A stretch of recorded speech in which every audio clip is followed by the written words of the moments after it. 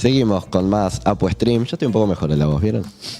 Vamos a estar conversando ahora con Luna Miguel, que es directora del equipo de Tierra, Vivienda y Justicia Económica del CELS, sobre la encuesta inquilina que publicaron ellos en estos días. ¿Cómo estás, Luna? Muchas gracias por venir. No, gracias a ustedes.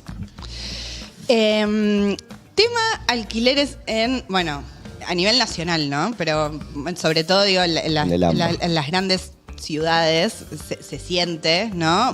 Mucho más. La otra vez lo escuchaba Gervasio, de Inquilinos Agrupados, que decía, bueno, es un problema igual a nivel nacional porque hay muchas ciudades turísticas que tienen como un problema distinto que quizás el del AMBA, pero bueno, no sé, San Martín de los Andes tuvo un problema de que la gente vive una parte del año y después los quiere fletar, pero dicen, bueno, lo voy a alquilar por Airbnb o por otra plataforma, etcétera. Pero hoy estamos frente a una situación, ¿no? Que venimos con el post de la ley de alquileres, que con sus errores y con sus virtudes, pero que indudablemente no sirvió para poder normalizar el mercado inmobiliario, y ahora con que uno no sabe muy bien cuáles son las reglas o si hay reglas claras a la hora de poder acceder a la vivienda. Sí, bueno, sí, como decís, es un problema a nivel nacional, no solamente diría de las ciudades que están atravesadas por dinámicas turísticas, que hacen también algunas ciudades que están atravesadas por dinámicas petroleras, por ejemplo, que hacen que haya una microeconomía, ¿no? con alta renta y gente que está desacoplada de eso y tampoco puede acceder. Bueno, en el fondo siempre es el desacople que hay entre un sector que busca sacarle el máximo de rentabilidad a su vivienda, que no está mal hacerlo, pero es así, y los ingresos de quienes trabajan, ganan en pesos, un salario en pesos. Bueno, ese desacople es como el problema un poco de fondo. Nosotros venimos desde el CELS y con una alianza también con ASIG y con CONICET y con la UBA, el Instituto de Geografía de la UBA y con el Instituto el IDAES del UNSAM, venimos haciendo un seguimiento de la situación de los inquilinos e inquilinas en el área metropolitana de Buenos Aires.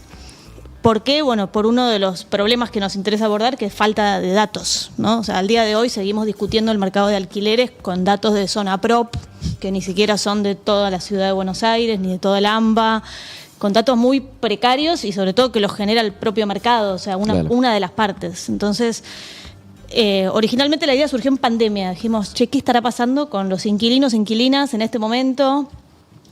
En ese momento las inmobiliarias habían salido a decir que había muy poca merma en el pago del alquiler, ¿no? Y dijimos, que este dato nos sorprende, se supone que la gente no está teniendo ingresos, ¿cómo está haciendo para pagar el alquiler? Y así fue como hicimos en 2020 la primera encuesta a inquilinos e inquilinas. Y una de las primeras cosas que saltó enseguida, que nos ayuda a entender un poco cómo funciona este mercado y cómo funcionan las economías de los hogares inquilinos e inquilinas, es que, claro, las personas que alquilan ordenan toda su economía para poder pagar el alquiler. O sea, dejan de comprar otras cosas, se endeudan, lo que sea necesario para sostener el alquiler. ¿Por qué? Porque la vivienda ordena la vida, ordena todo, ordena dónde llevas a tus chicos al colegio, dónde te educas, dónde trabajas, qué transporte te tomas, o sea, perder la vivienda es, bueno, además de ser algo muy básico, ¿no? Pero además tiene esa dimensión ordenadora. Y eso explicaba que hubiera poca merma en el pago del alquiler. Y esa encuesta la fuimos subiendo, la hicimos en 2020, 2021, 2022, fin de 2022 y ahora hicimos de vuelta en mayo de 2024. Lo principal que estamos viendo como dos tendencias es que es bastante impresionante cómo empeoraron mucho las condiciones contractuales, ¿no? O sea, obviamente la característica de este año es que no hay más reglas, o sea, uno puede alquilar por la frecuencia que quiera, con la actualización que quiera, por 6 meses, por 2 años, por 5 años, lo que quieras. Y eso hizo que las condiciones contractuales empeoraran. Bajó mucho el porcentaje, de 40 a 20, el porcentaje de hogares inquilinos que lograron alquilar por 3 años.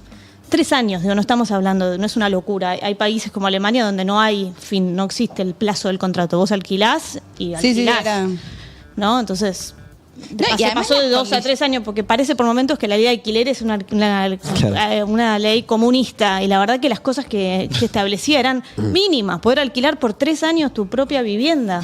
Tener garantizado por solamente 3 años tu vivienda. No, y a mí me llamó la atención, hace poco una amiga estaba buscando, terminó alquilando, costó un huevo, pero las condiciones, las cosas que te piden, o sea, como que ya era un nivel de demencialidad que tenías que tener, o sea, la de tener garantía propietaria, pero que la persona que es tu garante no sea jubilado, no sea monotributista, gane un sueldo arriba de no sé cuánta plata, vos además tenés un nivel de cosas que si ganás esa plata no estás alquilando ese monoambiente. Claro.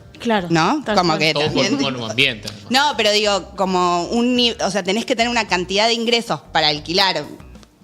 Sí, un monoambiente chico. Un monoambiente chico, decís, sí, pero si estás ganando todo eso, como probablemente no decías querer alquilar ese monoambiente. Entonces, como que había como un desfasaje. Claro, pero si pide eso es porque alguien termina accediendo a esas condiciones y eso habla de una cuestión estructural que es la asimetría que hay entre la persona que está saliendo a un mercado a buscar un lugar donde vivir, o sea, donde dormir, donde pasar sus noches, donde criar a sus hijos, donde educarse, donde vivir, y otra persona que está buscando una renta. ¿Está mal buscar una renta? No, está bien, pero entre las dos partes hay una asimetría de poder muy importante entre qué pone en juego cada uno en esa negociación.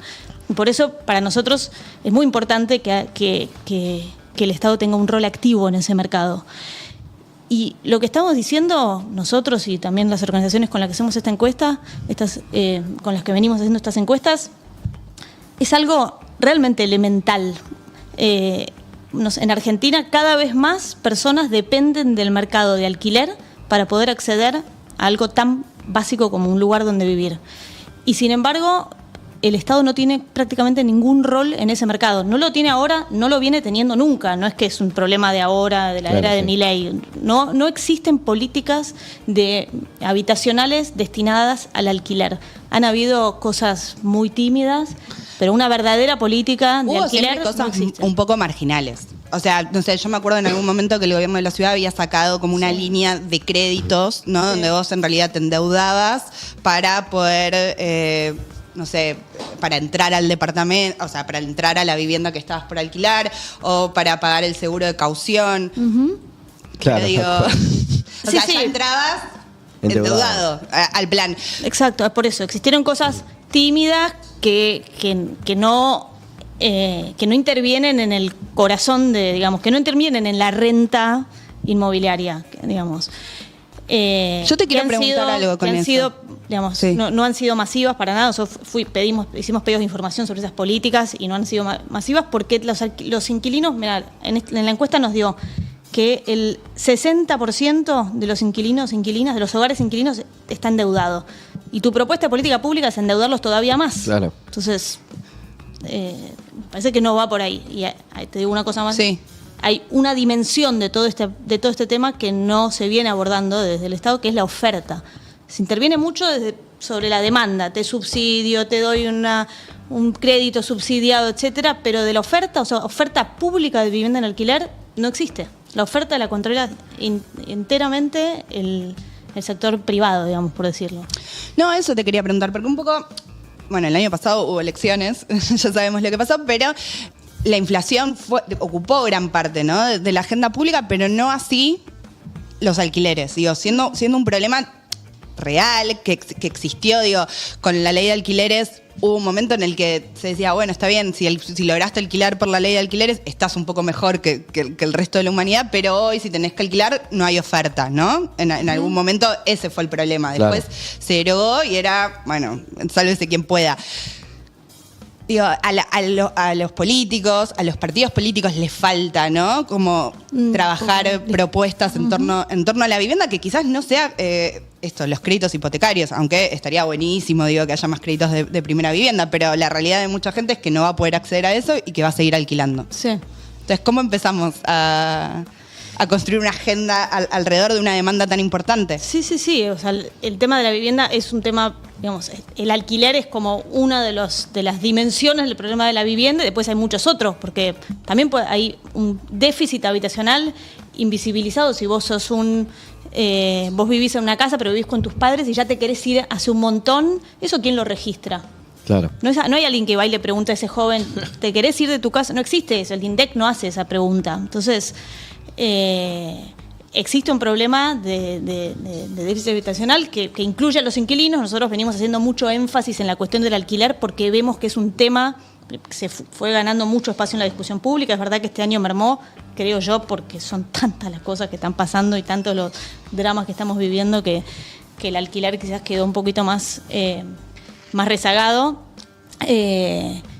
Pero no es no, por supuesto que la población inquilina no son la única población que tiene dificultades en términos habitacionales. Ustedes en la encuesta un poco lo mencionan, pero digo, en comparación o tomando en cuenta la experiencia de otros países, sobre todo en términos de lo que planteabas recién de la oferta, ¿qué medidas en comparación a otros países pensás que podría estar trabajando Argentina y no lo hace?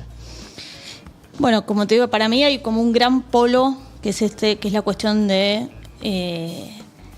generar oferta con una lógica de vivienda, porque hay un problema estructural que excede por muchísimo a Argentina. Argentina tiene sus particularidades, su mercado inmobiliario dolarizado, tenemos inflación, etcétera, pero el problema habitacional argentino también tiene que ver con dinámicas que son globales, porque el problema de la vivienda existe en Argentina, pero todo el tiempo salen noticias de la crisis de vivienda en Barcelona, en Madrid, en las principales ciudades del mundo también. Y eso tiene que ver con que la vivienda son cada vez menos lugares para vivir y cada vez más activos financieros. O sea, en el mercado inmobiliario, como probablemente en ningún otro mercado, confluyen dos lógicas tan contrapuestas. La lógica de tener un lugar donde vivir, por un lado, todo el mundo necesita, no hay nadie que no, por ahí alguien no necesita unos auriculares, pero todo el mundo necesita un pedazo de tierra, y hago énfasis en la cuestión de tierra porque ese es toda vivienda está sobre un pedazo de tierra, y la tierra es finita, bueno, no me quiero meter en... pero... y retomo, en pocos mercados como el mercado inmobiliario confluye en esta lógica de la necesidad de que todos, absolutamente todos y todas necesitamos un lugar donde vivir, y al mismo tiempo es un negocio que fue creciendo enormemente en los últimos años, el famoso proceso de financiarización de la vivienda. Entonces la vivienda es cada vez más un activo financiero y cada vez menos un lugar donde vivir. Entonces, eso se ha vuelto un problema no solamente en Argentina, sino en la región y en las principales ciudades del mundo, y se están intentando políticas para generar un desacople, ¿no? Para lograr que las viviendas vuelvan a ser lugares donde vivir, para que exista oferta de vivienda que sea accesible y que tenga que ver con las necesidades de las personas de lograr tener un lugar donde vivir. ¿Qué cosas se han hecho? Bueno, se han explorado, todavía se está en un terreno exploratorio. Existen pocas políticas recontra virtuosas, pero bueno, una cuestión sería, por ejemplo, aplicar un impuesto que desincentive la ociosidad de las viviendas. Es decir, vos no podés tener un departamento en el medio de la ciudad, con una escuela a 2 cuadras, con un centrito de salud a 3 cuadras, vacío, con agua, con todos los servicios de buena calidad, vacío, porque es antieconómico. Incluso en la propia racionalidad liberal económica, es antieconómico tener eso. Entonces vos no podés. Te aplico un impuesto progresivo y te desincentivo esa conducta, por ejemplo. Bueno, eso acá lo ha hecho Ferraresi en Avellaneda, le han saltado como comunista.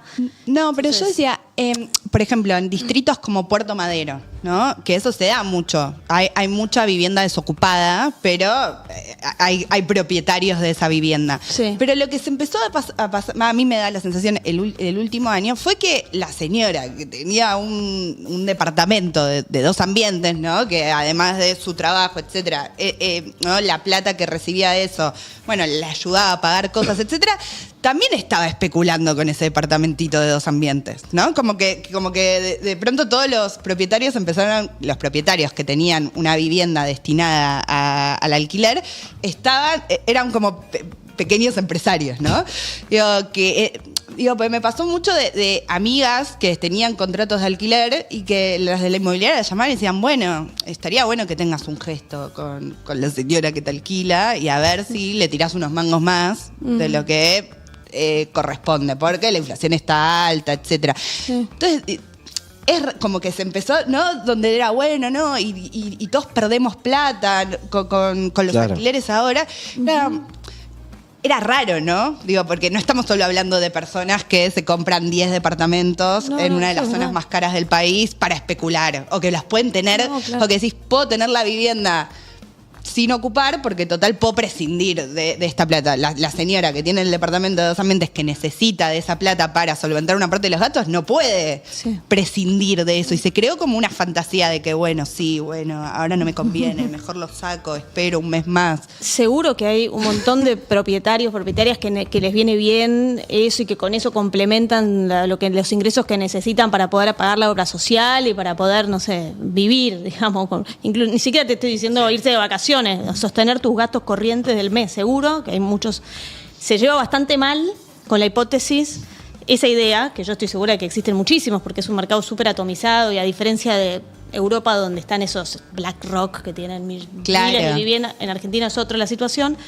Pero esa imagen se lleva bastante mal con esta otra de, por la ley de alquileres se retiró un montón de oferta del mercado. Claro. ¿Sí? Porque si vos necesitas esa plata para poder pagar tus impuestos, aunque sean 200.000 pesos, igual lo vas a poner en alquiler, digamos, aunque no sea la renta que vos esperarías en función del valor del departamento. Y este año ustedes tienen medidas, aumentó esa oferta, por ejemplo, porque era un argumento que aparecía mucho, esto de, no, yo no voy a poner mi departamento en alquiler porque después tengo que pagar no sé qué, que me lo rompen, que esto, que el otro, y por 200 miserables pesos no voy a ponerla, no sé qué. Era como el gran argumento contra la ley. Se derogó la ley, aumentó la oferta, efectivamente la gente empezó El argumento que se lleva mal con la jubilada que necesita esa plata, ¿no? Todo convive. Los datos de vuelta, de Zonaprop, de los portales, que son los únicos datos que manejamos, y es un gran problema que necesitan datos públicos, estadísticos, de qué oferta existe, etcétera, dicen que aumentaron mucho los avisos que se publicaron y que por lo tanto aumentó la oferta. Hablan como un 200... Aumentaron los avisos. Eso, se aumentaron lo que está publicado. Ahora, yo voy a hablar sin saber, porque lamentablemente no existen los datos para saber, nadie sabe, pero quizás existía oferta que no estaba publicada porque esa oferta era oferta en condiciones contrarias a la ley de alquileres y nadie quiere publicar algo en condiciones ilegales, ¿no? Entonces quizás había la misma oferta, ahora se hace pública porque es legal. Pero no lo sé, es una hipótesis. Y te pregunto, ¿ustedes tienen medido o visto, o estudiado si hubo algo del fragor Airbnb, ¿no? Los alquileres temporarios en algún momento que era, viste como que hubo una fiebre de sacar tu propiedad de alquiler porque conviene alquilarlo por estas plataformas, y quizás en un momento hubo una sobredemanda, hubo una sobreoferta de eso, y esa demanda no existió, y muchas cosas que antes alquilaban temporarias, también con esto de que ya no es necesario hacer un contrato de 3 años, etcétera, vuelve al mercado normal.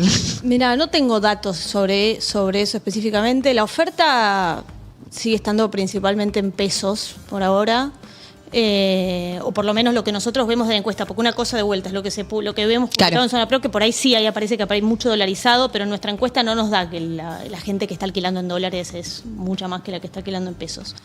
Me entiendo que Airbnb por ahora, por ahí en algunas zonas, no en Palermo, qué sé yo, por ahí es un poco más, pero no es un fenómeno así que atraviese y que que condicione mucho la posibilidad de que cualquier persona hoy acceda a una vivienda.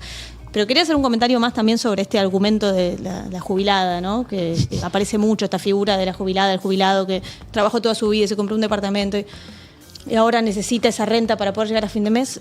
Bueno, el problema es que la jubilación no le alcanza para llegar a fin de mes. Total. O sea, porque le ponemos a la vivienda la carga de servir de vivienda y servir de complemento de ingresos a las personas que tienen una jubilación que no les alcanza. Pero discutamos la jubilación. Claro, si vos tenés un departamento que podés alquilar, es una fuente de enriquecimiento. Si no las deberías casas son hacerte lugares millonario con eso, que hacen al derecho que tenemos todos de acceder a una vivienda. Te hago una última pregunta por mi parte, de vuelta por el tema de la oferta.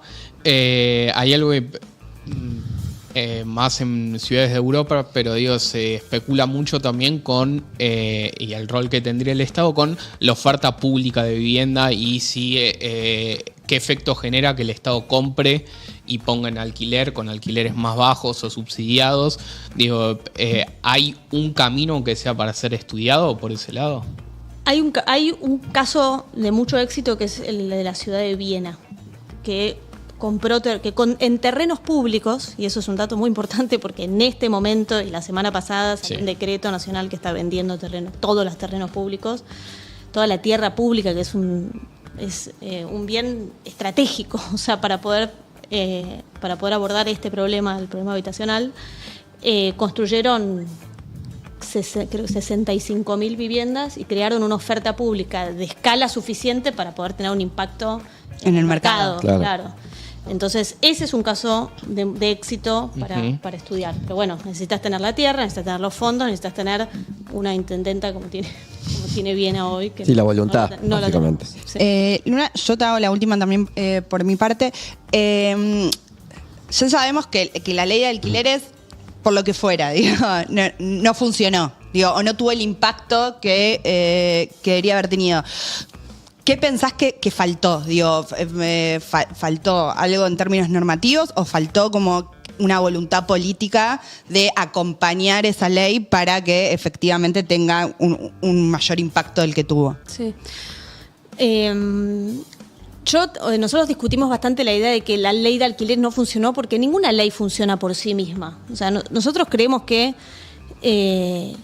como decimos, en un mercado desigual, donde se juegan, digamos, intereses económicos muy fuertes, etcétera, el Estado no puede desconocer ese mercado, desentenderse y que funcione como quiera, porque cada vez más personas, estamos hablando de 10 millones de personas en Argentina, no es menor, dependen de ese mercado para poder acceder a algo tan básico como un lugar donde vivir.